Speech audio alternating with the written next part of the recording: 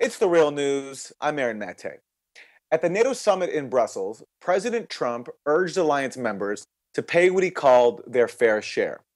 He cited three main threats: terrorism, immigration, and Russia.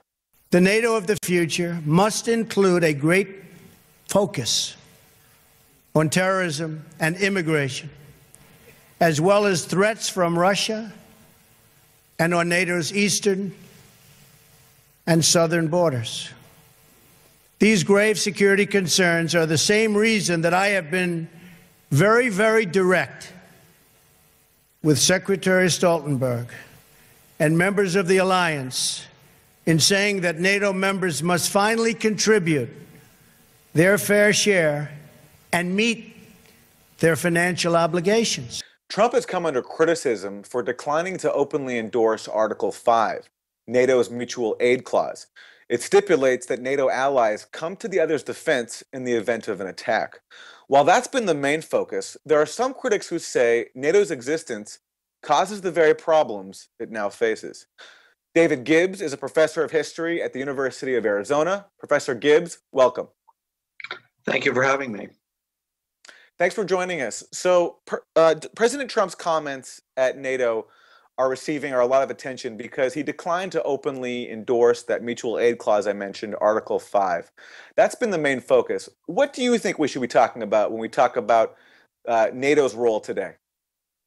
Well, there's a larger issue, which is that NATO's main function since the end of the Cold War has been to, in very obvious ways, create new security threats that didn't exist before. I'd say that's been its main contribution to international relations, increasing security threats, and one can be very specific about that. Number one, NATO expansion into Eastern Europe clearly antagonized Russia and also violated a 1990 agreement the US had not to expand NATO.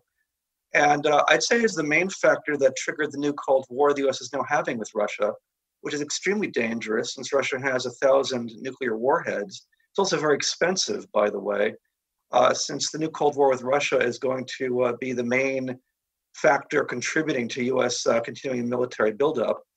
Professor Gibbs, let me cut in there actually, just to address this one point, and then we'll go to the others. Right. But the counterpoint to that, what you'll hear often, is that the new Cold War was provoked by Russia's actions in Ukraine and other parts of the Baltic. Well, this is a very long-standing issue. There basically was no security threat from Russia at all in the 90s. They were doing nothing threatening to the US in the 90s. And then the United States expanded NATO. Many long-standing Russia specialists, including George F. Kennan, pointed out that there was no purpose to expanding NATO. Russia was doing nothing threatening. And all this would do is antagonize Russia and trigger a new Cold War. And that's exactly what happened. Virtually all the aspects of the US-Russian conflict have been triggered, as I would see it, by NATO. It was NATO that expanded into the former communist states of Eastern Europe. It was NATO that violated a 1990 agreement, as I mentioned. It was NATO that then expanded into the Baltic states, which had been part of the Soviet Union. One must ask a counterfactual here, which is this. How would the United States feel if Russia were to include a military alliance with Mexico, let us say? The US would not appreciate it. They would see it as a security threat. And Russia sees Western and NATO expansion into Eastern Europe exactly the same way. And it was predicted that they would see it in the same way. And so what NATO has done really has triggered a conflict with Russia that was totally unnecessary. And yes, this is something very definitely triggered by the West. Russia is responding to a Western confrontation that was triggered by the West. Let me quote you from the scholar Richard Sakwa, who specializes in the Ukraine. He says there's a fateful geographical paradox. NATO exists to manage the risks created by its existence. Your take on that? That's exactly right. Basically, NATO first creates security threats, and then it uses the security threats to justify its existence. One could look at this as kind of a make-work program, really, for the uniformed militaries and the military industries in both Western Europe and in the United States. If you were a part of the military producing sector in Western Europe or the United States, these constant security threats that are being generated are really a very positive thing, because after all, they generate new interest in what you're doing and also new contracts. For most people, however, I think the main effect is A, it's very expensive, and B, the main result of this expense is to increase insecurity and danger of nuclear war. So it would seem to me this is a very foolish game the United States and NATO is playing here, one that's already gone very badly and is likely to continue to go very badly.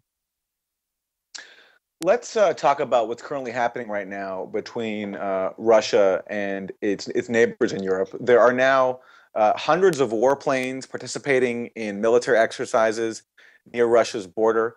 In Trump's speech, that we played that clip of him speaking to the NATO summit, and he cited Russia as one of three main threats, aside from immigration, which he's ran this long time xenophobic campaigning against refugees, as well as terrorism.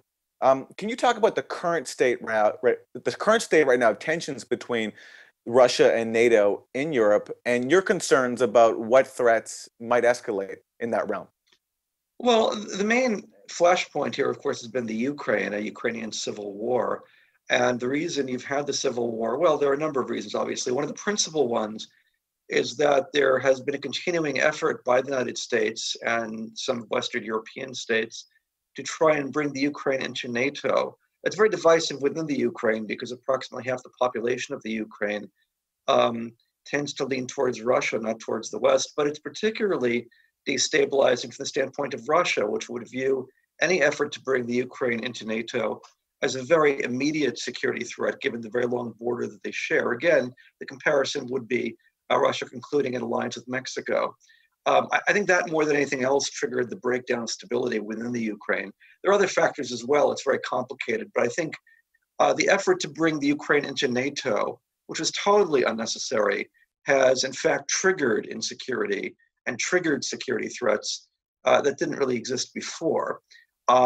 So I think that that's very dangerous. Another factor about any aspect of bringing Ukraine into NATO is that indeed it would, by the nature of the NATO structure, trigger a requirement that the United States and Western Europe would be required to use armed force to defend the Ukraine in any war with Russia, or it could be interpreted that way at the very least.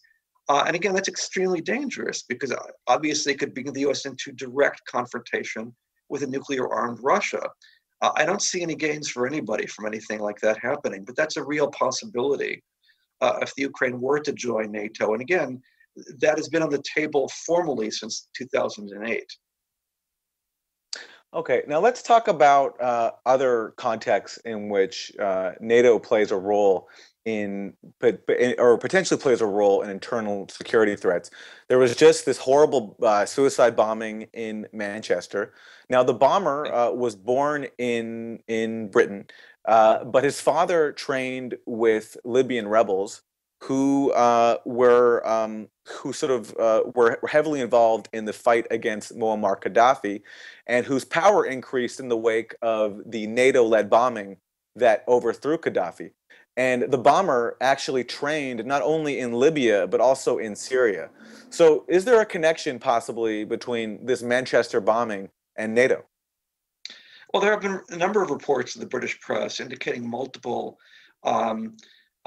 Libyan connections to this terrorist attack in Manchester. And so, yes, it does look like that the Libyan intervention of 2011, when NATO was instrumental in overthrowing Muammar Gaddafi, has not only destabilized Libya and North Africa, but indeed it has fueled a new source of terrorism in the world.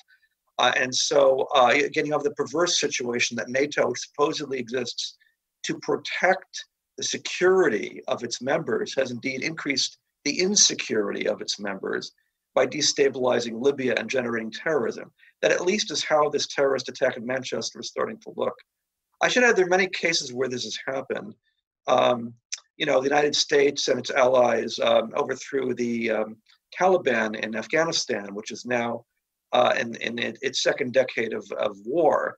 How Saddam Hussein was overthrown in Iraq, also an extended war basically that has resulted from that.